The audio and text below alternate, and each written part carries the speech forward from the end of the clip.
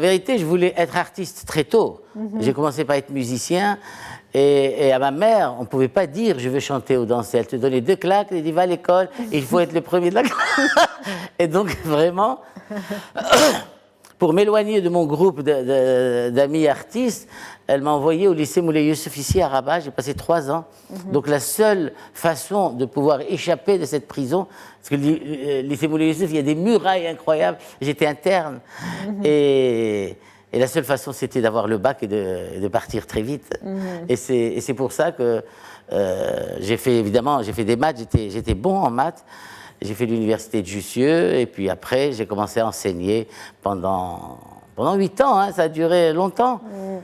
Mais quand est-ce que, donc, on va dire, ce point d'inflexion a eu lieu, celui d'aller vers votre carrière d'artiste? Moi, je savais que je voulais devenir artiste, mais je ne savais pas ce qu'il fallait faire. Alors, il y a eu une rencontre déterminante dans ma carrière. C'est la rencontre avec un écrivain espagnol, d'ailleurs, auquel je vais faire un hommage au prochain Flamme en avril prochain.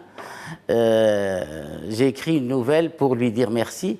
J'ai rencontré cet écrivain espagnol, Agustín Gómez Arcos, qui avait fui le franquisme et qui s'était installé à Paris. Il a appris la langue française et il est devenu écrivain et il écrit en français. Il écrivait en français et il a eu une myriade de prix littéraires, etc. Et donc Agustín, il avait repéré qu'il y avait un artiste en face de lui.